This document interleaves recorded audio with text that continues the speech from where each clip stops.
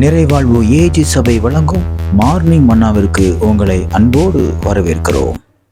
ஆண்டவருடைய பரிசுத்த நாமம் மகிமைப்படுவதாக. இந்த நாளிலே உங்களை சந்திப்பதிலே மிகுந்த சந்தோஷம். எனக்கு அன்பான தேவனுடைய பிள்ளைகளே, இன்றைக்கு கர்த்தர் நம்மோடு பேசுகிற வார்த்தை 1 நாளாகமத்தின் புஸ்தகம் 10வது அதிகாரம் 13வது வார்த்தையின் கடைசி பகுதியை நான் உங்களுக்காக வாசிக்கிறேன். அவன் கர்த்தரை தேடாமல் அஞ்சனம் பார்க்கிறவர்களை கேட்கும்படிக்கு தேடின நிமித்தம் செத்து போனான் அப்படி என்று சொல்லப்பட்டிருக்கிறது.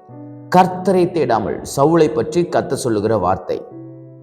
இன்றைக்கு நீங்க கர்த்தரை தேடாம எதை தேடினாலும் காரியங்கள் வாய்க்காது.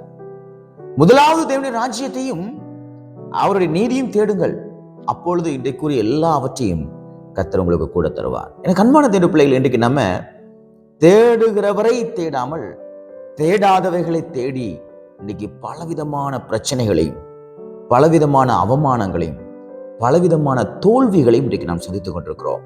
சவுல் கர்த்தரை தேடாம குறி சொல்றவங்களையும் ஜோசியம் பார்க்கிறவங்களையும் நாள் பார்க்கிறவங்களையும் போய் தேடினான்.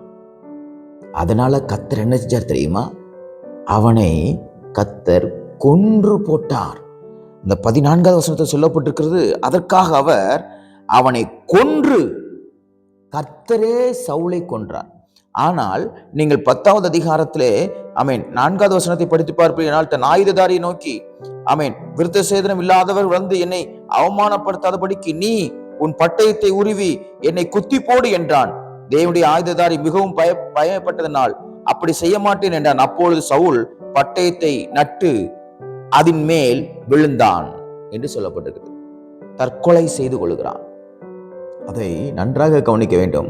ஆனால் வேத வசனம் சொல்லுகிறது 14வது வசனத்திலே கர்த்தரே அவனை கொன்றார். இன்னைக்கு நீங்க கர்த்தரை தேடாம நீங்க வேற எதையாவது தேடி, வேற மனுஷங்களை தேடி, வேற ரூட் எடுத்து அவங்கள பார்த்தா சரியா இருக்கும், இவங்கள பார்த்தா சரியா இருக்கும், அப்படி இருந்தா நல்லா இருக்கும், இப்படி இருந்தா நல்லா இருக்குன்னு உங்க சுய புத்தியின் மேல் நீங்கள் சாய்வீர்களேயானால் நீங்கள் சாய்ந்த மதிலுக்கு ஒப்பாக இருப்பீர்கள். கர்த்தர் உங்கள் வழியை வாய்க்க செய்ய மாட்டார்.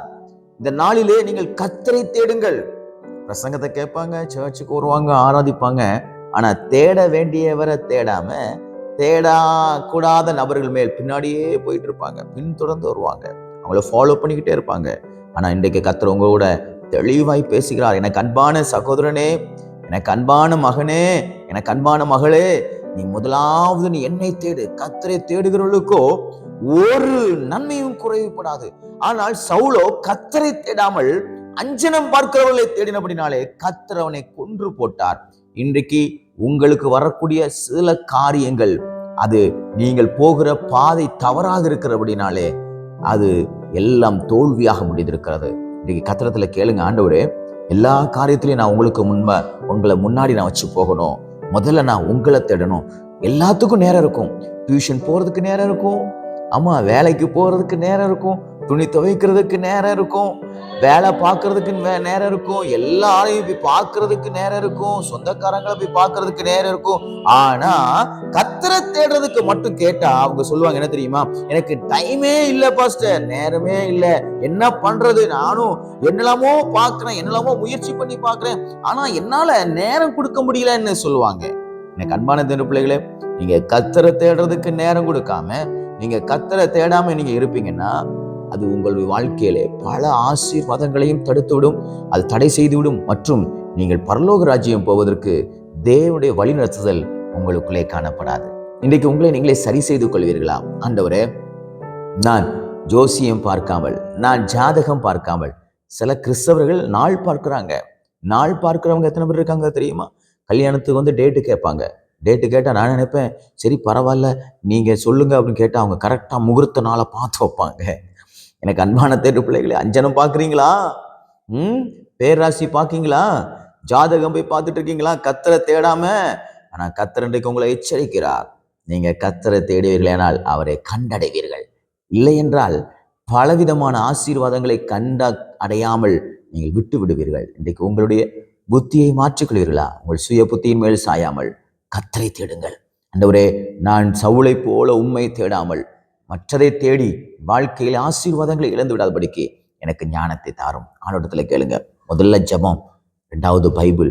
இதுதான் என் வாழ்க்கையில ரொம்ப முக்கியமான பகுதி அப்படின்னு நீங்க டிசிஷன் எடுங்க, முடிவெடுங்க. நான் ஜெபிப்பேன் நிச்சயமாய், நான் நிச்சயமாய் வேதத்தை வாசிப்பேன், உபவாசிப்பேன் என்று நீங்கள் தீர்மானம் எடுக்கும் பொழுது உங்களுடைய காரியங்களை கர்த்தர் வாய்க்க பண்ணுவார். விசுவாசிங்கள். இந்த நாள் உங்களுக்கு ஒரு அற்புதமான ஆச்சரியமான நாளாக இருப்பதாக. God bless you.